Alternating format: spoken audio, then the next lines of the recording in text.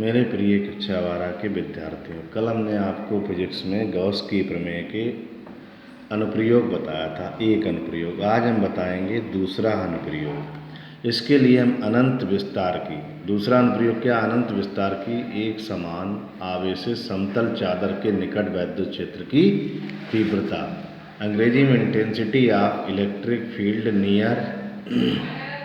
Near an infinite plane uniform charge sheet. अब देखिए, इसके लिए हम क्या लेते हैं, एक अनंत विस्तार की समतल चादर लेते हैं जिसकी मोटाई जो है लगभग नगण्य। इस पर आवेश, धनात्मक आवेश जो है एक समान रूप से वितरित है। चादर से r दूरी पर एक बिंदु P है जिस पर हमें वैद्युत क्षेत्र की तीव्रता ज्ञात करनी है। बिंदु P के सममित, बिंदु चादर के दूसरी ओर बिंदु P के सममित एक अन्य बिंदु P डैश इस प्रकार लेते हैं कि PP डैश चादर के तल के अविलंबवत रहे। कैसा रहे? अविलंबवत रहे। अब जो PP डैश जो है, तो ये मतलब जो पृष्ठ है हमारा, जो गोसीय पृष्ठ है, तो जो PP डैश है इसकी लंबाई जो है, टोटल लंबाई 2r हो जाएगी और इसका क्षेत्रफल जो है, अनुप्रस्थ क्षेत्रफल जो है वो a हो जाएगा। अब हम PP डैश के मतलब जो है यहाँ पर एक बेलनाकार गासीय पृष्ठ की परिकल्पना करते हैं जिस पर हमें वैद्युत क्षेत्र की तीव्रता यानी वैद्युत फ्लक्स ज्ञात करना है, वैद्युत क्षेत्र की तीव्रता ज्ञात करनी, सॉरी। तो यहाँ पर जो देखिए तीन पृष्ठ हैं, S1 S2 सपाट पृष्ठ है और S3 जो है वक्रीय पृष्ठ है। तो S3 वक्रीय पृष्ठ ये क्षेत्रफल सदिश dA वेक्टर के, यहाँ पर इस पर जो है क्षेत्रफल सदिश dA वेक्टर और वैद्युत क्षेत्र की तीव्रता अविलंबवत होगी, अतः इससे गुजरने वाला वैद्युत फ्लक्स क्या होगा? शून्य होगा।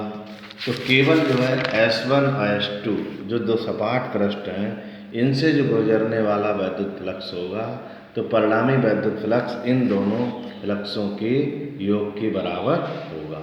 वही देखिए यहाँ पर थ्योरी में लिखा, चित्र लिख के, माना अनंत विस्तार की एक समतल चादर जिसकी मोटाई नगण्य है पर धनावेश एक समान रूप से वितरित है, जिसका पृष्ठ आवेश घनत्व सिग्मा है। चादर के निकट r दूरी पर स्थित बिंदु P पर वैद्युत क्षेत्र की तीव्रता ज्ञात करनी। चादर के दूसरी ओर बिंदु P के सममित एक अन्य बिंदु P डैश इस प्रकार लेते हैं कि रेखा PP डैश चादर के तल के अविलंबवत हो। अब आवेशित चादर से 2r लंबाई एवं a अनुप्रस्थ काट के क्षेत्रफल वाले एक बेलनाकार गॉसीय पृष्ठ की परिकल्पना करते हैं जिसके दोनों समतल पृष्ठ चादर के समांतर, कौन कौन से, S1 S2, तथा क्रमशः बिंदु P व P डैश से गुजरते हों। बेलनाकार गॉसीय पृष्ठ के दो समतल पृष्ठ S1 व S2 तथा एक वक्रीय पृष्ठ S3 है। हमने आपको बताया अभी चित्र से। अनंत विस्तार की चादर के निकट दोनों ओर सभी बिंदुओं पर वैद्युत क्षेत्र का परिमाण समान व दिशा चादर के अविलंबवत बाहर की ओर होगी। अतः गॉसीय पृष्ठ के वक्रीय पृष्ठ S3 पर लिए गए क्षेत्रफल अवयव dA के लिए क्षेत्रफल सदिश dA वेक्टर तथा वैद्युत क्षेत्र E वेक्टर परस्पर कैसे हैं? लंबवत। अतः वक्रीय पृष्ठ S3 से गुजरने वाला वैद्युत फ्लक्स 0 होगा, अर्थात φ3 बराबर 0। अभी हम बता चुके हैं चित्र के द्वारा। गॉसीय पृष्ठ के समतल पृष्ठों S1 व S2 पर लिए गए क्षेत्रफल अवयव dA के लिए क्षेत्रफल सदिश dA वेक्टर तथा वैद्युत क्षेत्र E वेक्टर दोनों समान दिशा में है। अतः संपूर्ण गॉसीय पृष्ठ से होकर गुजरने वाला वैद्युत फ्लक्स φE बराबर φ1 प्लस φ2, यानी φ1 जो है पृष्ठ S1 के कारण वैद्युत फ्लक्स और φ2 जो है पृष्ठ S2 के कारण वैद्युत फ्लक्स। वैद्युत फ्लक्स का फार्मूला होता है integration E vector dot dA vector. तो φ1 के लिए हो जाएगा S1 का मतलब पृष्ठ S1 के कारण E vector dot dA plus S2 E vector dot dA। अब जब वैद्युत क्षेत्र और dA वेक्टर दोनों एक ही दिशा में है तो कोण होगा 0 डिग्री। तो ई डी ए cos 0, इसकी जगह पर हम रखेंगे E D O cos 0 E D A, और इसी प्रकार इसकी जगह पर रखेंगे हम E D A cos 0। cos 0 का मान 1 होता, तो यहाँ पर बचेगा ई को ले आएंगे बाहर इंटीग्रेशन के, ये इंटीग्रेशन बोलते हैं हिंदी में, समाकल का चिन्ह कहलाता।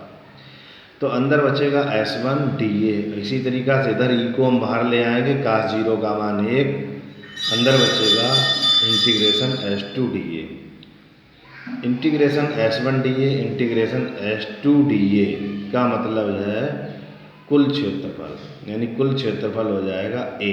इसी तरीक़ा से इसकी जगह कुल क्षेत्रफल A, तो EA प्लस EA यानी फाई E बराबर वैद्युत फ्लक्स आ जाएगा 2EA, समीकरण 1।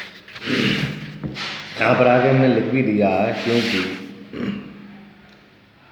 इंटीग्रेशन S1 dA बराबर इंटीग्रेशन S2 dA बराबर A, परंतु गॉस की प्रमेय से फाई E बराबर 1/ε0 इंटू क्यू, गॉस की प्रमेय का फार्मूला। परंतु आवेश, पृष्ठ आवेश घनत्व सिग्मा क्यू बराबर सिग्मा ए, तो फाई ई बराबर 1/ε0 और क्यू की जगह पर हम रख देंगे सिग्मा ए। ये समीकरण 2 हो गई। समीकरण 1 व 2 की तुलना करेंगे, तुलना करने पर इसका मान फाई ई का 2EA और इसका मान हो जाएगा ये।